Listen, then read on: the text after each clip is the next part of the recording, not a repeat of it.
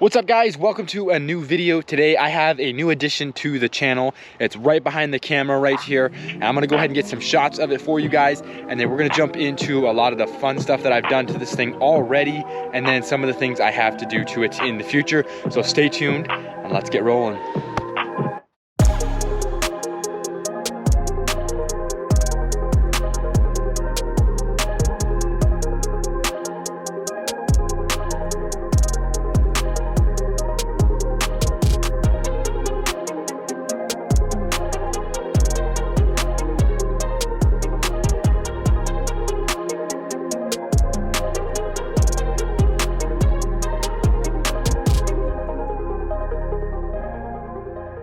All right, hopefully you guys enjoyed that video section right there that I recorded for you. That kind of gives you a quick brief walk around of some of the things I've done to it.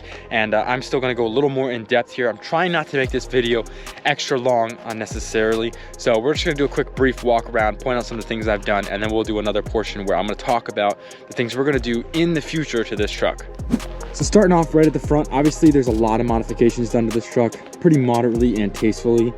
Engine wise, it's mostly stock. My brother did an intake and he redid the injectors at right around 200,000.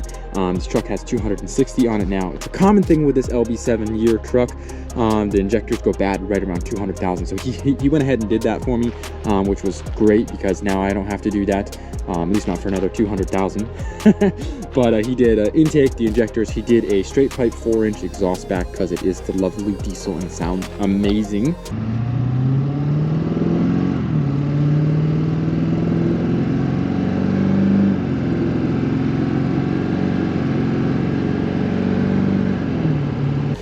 So that's pretty much engine wise what he did, kind of mostly left it stock.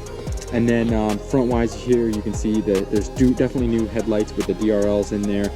We got this fancy leather cushion on the front there to keep the heat inside the engine bay. He put a plow mount and a winch in the front of the truck. I've upgraded the winch myself actually to a synthetic cable and that nice big hook.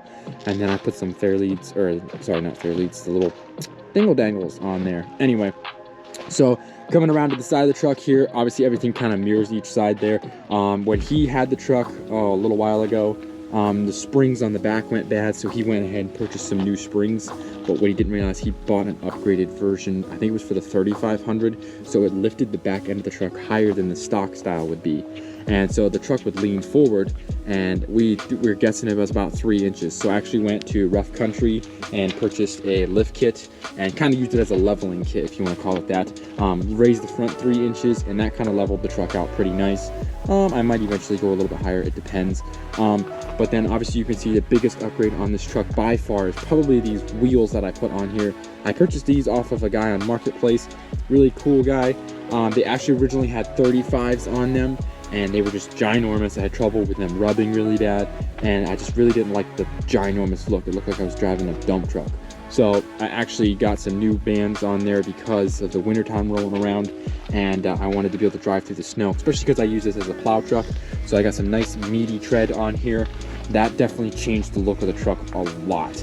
And there's a lot of odd and end things that I've done to the truck here to prove it little bits. I redid fuel lines because some of them rusted. So I had to throw some new ones on there, and so that was a pretty simple, straightforward task. And then I kind of put these lights on here as well. Like I said, I use this as a plow truck, so when I was plowing, I would flip the light and have it that I could see behind me really well, because these reverse lights don't work, and you know how it is when it's snowing. I can angle those down a little bit. They kind of work like fog lights, so I can see everything. So it, that was definitely a helpful upgrade there. And that pretty much covers most of the basics I've done to it. You can tell this truck is in need of a lot of love. Yeah, this bed is just gone. Oh, I missed it. Okay, there we go. All right, and it's like just split up the side here. Oh, there's tried to repair it with a board. I mean, there's a nice crack right there. Oh, this bed is just gone. It divots in the middle. I mean, but that's what I'm going to cover here in this next section of the video, to kind of tell you some of the awesome plans I have for this truck. So like I said, that's a lot of the basics that I've done to it. There's been plenty more little tiny things that have been done to it, little details, upgrades, whatever you want to call them. But the biggest and most exciting parts are yet to come. I purchased this from my brother. I actually sold the Civic. I don't know if I covered that in the earlier part or not. I sold that summertime, and I used the money to purchase this.